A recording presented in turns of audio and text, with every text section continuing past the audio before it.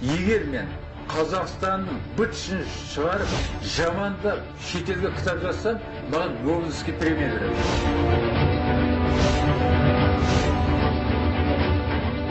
ОБСЕ Дүниежүзі дін басыларының форумы. Алаулы Ақ Азияда. Осылайша қазақты әлемге танытамыз дедік. Осыншама жетістігімізді әлдекімдер көзіне жас алып көрсін, тамсансын дедік. Әттең бір кісі алдымызды орап кетті. Бір мезетте Саша Коэн Қазақстан деген алып елді дүние жүзіне танымал етті. Тәнті болып төрге шығарар едік, мақтап мадақтағанда. Бірақ Борат аузына келгенін айтып мазақтағанда не істерімізді білмей іштен күйдік. Халық тырп еткен жоқ, билік те үнсіз қалды. Бұл сұмдыққа аса жүрегіміздің ауырғаны да шамалы. Ауырмайды жүрек, ауырмайды. Жүрегіміз ауырған жоқ. Саша Сайқымазақ қызымызды жезөкшедеп өз бауырының қойнына салып жатқанда, мұртты ұзынтыра қазақтың тірлігі тұрпайы, жан-жануармен бір үйде тұрады деп бізді жабай етті. Бұл қазақ үшін жарнама болды, бізге туристерге оның бәрі жай бос әңгіме. Сөзді ашығына келсек, бұл қазақты жермен жексен еткен фильм болды. Қазақты ұятқа қалдырған Борат фильмі шыққаннан кейін нақты әрекетке барған режиссер Еркін Рақышев. Ол Борат менің ағам атты қарсы фильм түсірді. Бірақ туынды жарыққа шыққан жоқ. Десе де режиссер ақшқа шайтан Боратты алып барып кішігірім ерлік жасады. Міне мынау жаңағы Боратымыз. Осы мен Нью-Йоркқа алып барған. Нью-Йоркқа барып, Нью-Йоркте жаңағы үлкен біздің Арбатият көшесі бар екен. Сонда халыққа осыны паш еткен. Ол қазақты мазақтағандар осылай тарихқа кіретін болады. Не? Бұлар ойлап жүр екен ғой. Қазақтай. Айға қонғанымыз жоқ, жер өртегеніміз жоқ. Сонда да атымыз шықты. 2008 жыл Франция. Халықаралық намыс дода сайысында шетел азаматы қазақ қызына доллардың шетін көрсетіп, төсекке шақырған. Бұл баяғы атың өшкір Бораттың былығы. Қазақстан Бораттың отаны, біз білетін қазақ қыздары тез көнгіш ұятына осал дегендей уәжбен ақталған. Қысқасы, қазақ қызы жайында Европа мен Америкада сыртта қалыптасқан пікір осы. 2011 жыл. Қазақстан мен Аргентина арасында үлкен теннистен жарыс өтті. Латын Америкасына 31-ші арнаның тілшісі Рауан Оқасов аттанған. Әріптесіміздің айтуынша Аргентинаның танымал басында қылтанағы жоқ журналисі Бораттың суретімен қазақтар отырған жерге келіп, жанкүйерлерді мазақ қылған. Тілшісі келіп, журналисті келіп, біз мазақтаған болатын, Борат деп. Боратқа тенеп бізді артынша төбелеспен аяқталды. Біздің жанкүйерлер арамызда да шыдамай оған қасына барып, ұрған сәттерде болды. Tranquilo. Bueno. 2012 жылы Катарда мылтықпен нысанаға көздеу жарысында Қазақстан чемпион атанды. Күллі әлемнің алдында әнұранымыз ретінде Борат фильміндегі ән шырқалды.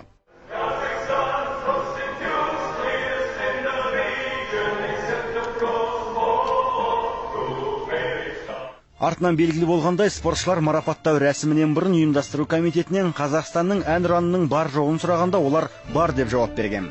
Бірақ салтанатта рәсім кезінде ағылшын тілінде қазақты ашық келемеж деген ән шырқалып қоя берді. Господин Коэн никогда не был в Казахстане.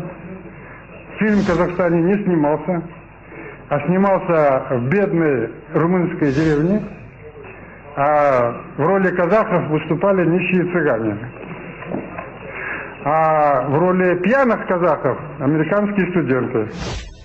Бірақ Қазақстан десең бетіңе бақырайып тұрып Борат дейтіндер бұны түсінген жоқ.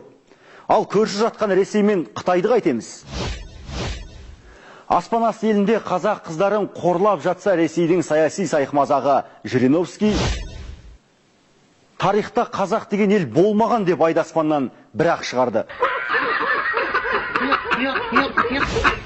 Табуны лошадей, кошма, это вот, как ее, юрта и все. Все, ничего, никакой цивилизации. Русская музыка, пошли вон, давай до добра. Одна палка, два струна, так сказать. И вот он дал 50 лет. Слова переведите, ничего нету. Гора, гора, гора, я вижу гора, гора. Кейбіреулер айтып жүргендей, бұл меңдуана жегендей Жириновский емес, қазақтарды жабайыға теңеген білдей бір партияның төрағасы. Жириновскийдің айтқан сөзі, оны барып тұр жағасынан алып тұрып, оны өзі мына 30-шы мемлекетте отырды, бітірді. Осы жерде Алматыда мына желтоқсан менен ана Қабанбай батыр сол жерде бітірген, осы жерде нан жеп кеткен адам. Ол олма, атағы мен шатағы қатар жүретін Жириновский Эхо Москвы радиосына берген сұхбатында былай деген. Адамзат тарихында Қазақстан деген ел болмаған, бұл Сталиннің ғана ойлап тапқаны. Қазақ тілі жоқ, қазақ тілінде бірде-бір оқулық, әдеби еңбек жоқ, мүлдем ештеңе жоқ. Жазу болмаған, жазусыз қайдағы тіл? Тілдері Африканың тайпаларының секілді. Біз қасқыр мінез болуымыз керек. Көкбөрінің ұрпағымыз біз. Ал бірақ мінезімізді қарасаңыз, бүгінгі қой мінезіміз. Осыны пайдаланып, басқалар бізді мазақтайды, қорлайды, ойына келгенін істегісі келеді. Бізді адам қатарына санамайды. Мен қазақпын дегендердің біразы Путиннің атына хат жазды, Жириновскийдің сандырағына қарсы шықты. Алайда нәтиже болған жоқ.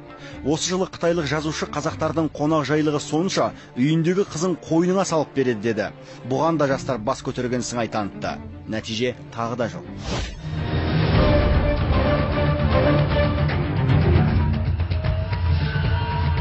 Мұндай масқараға мемлекеттік деңгейде жауап беріліп, талап төрден қойылуы тиіс еді.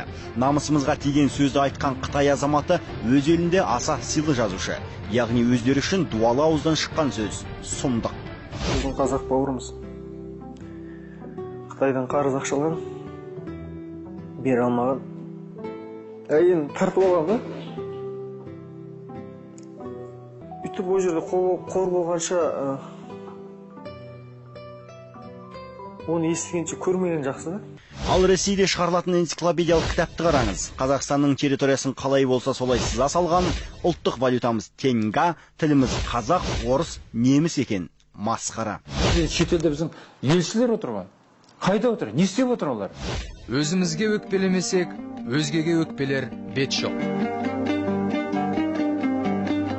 Намысымызды жер қылған жайттарды тоқтамай тізбектеуге болады. Дәл қазір шетелдіктер қазақты қорлауға машықтанып келе жатқандай. Бірақ ең қауіптісі олар емес.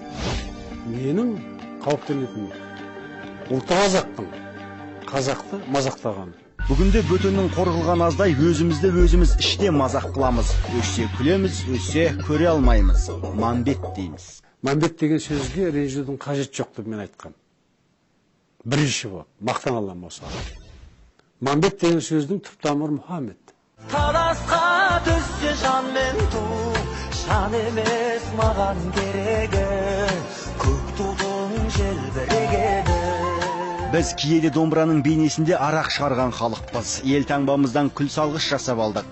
Біз тіпті көк туымызды тулаққа айналдырған елміз. Тараздықтар мен атыраулықтар байрағымызды дорба қылып қоқыстасудан тайынбады. Қостанайлықтар Рики Мартиннің әнұранға айналдыра жаздады. Звучит гимн Республики Казахстан.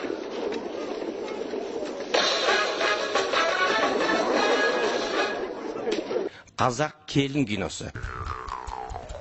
Қазақ қайрат чемпион. Разбила мне сердце Марго. Киносына қарасаң, қазақ лесбияндер мен қыз-текелердің елі Қазақстан. Мы с Джоном решили пожениться. Мына рекламаны қараңызшы, әрбір қадам сайын тұрған осы реклама. Аттың көтіне қазақтың қызын мінгізіп қойып отырды. Осыншама дәрежеде адамны ұлттың намысын осыншама таптауға бола ма? Осы кино біз бен сіздің қалтамыздан салыққа шыққан кино. Тұлғаларымыз бейнеленген, теңгеміз жойылғанда еңсеміз түскен еді. Енді мына сұмдықты қараңыз. Банкирлер, шенеуніктер халықаралық көрмелерге белгісіз біреулердің суреттері салынған, өздерінің тегі жазылған ақша жасап, біздің валютамыз дейді екен. Қазақ көрмеген ақшада түсініксіз белгілер, жазулар, тіпті қазаққа үш қайнаса сорпасы қосылмайтын Марко Полоның бейнесі жүр. Өте құнды валютаны жаңағы жоқ қылып апарып, осының орнына Марко Полоны салғанда, сіздердің уже не істеріңді білмей, қазақ бұл текті батыр халық па, я қазақ мазаққа айналған халық па деп, осы өздеріміз өз қолымызда мазаққа айналдырып отырмыз. Әкімдеріміз ауқымды шараларда тілі келмесе де басқа тілде сайрайды. Шенеуніктеріміз қазақ тілін менсінбейді, көбі білмейді, не білгісі келмейді. Нет, не учу. Надо говорить правду же, правильно? Халқымыз ел мәдениеті тілден басталады дейді. Dear ladies and gentlemen, for the first time the Asian Games were held in Kazakhstan. Ал қазақтың шахановына айналған ақынды оның азаматтық көзқарас үшін жауапкершілікке тартып соттау ұяттың ұят емей немене. Мен қанша уақытқа қамайсыңдар? Жоқ, қамамаймыз аға. Қамайсамайсыңдар ма? Сонымен өзімізді өзіміз мазақ қылу жалғасуда. Бұған кім кінәлі? Әкесі ішіп алған. Темекі, әйелі темекі, шешесі темекі шегіп отыр. Екеуі мас болып ақыл айтып отыр баласына. Ұрлық жасама. Сол сияқты біздің билік өзі өтірік айтады, өзі ұрлайды, сөйтіп патриот болыңдар дейді. Тұзыларға егер бөгет қоймасақ, ұлтымыздың ауа райы бұзылар.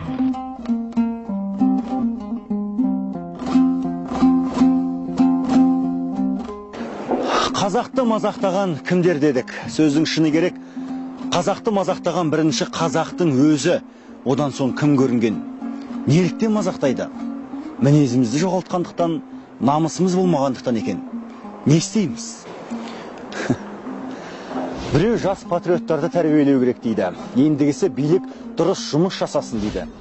Қазақ мазаққа айналған заманда қайтпек керектігін көрермен өзің ойлан.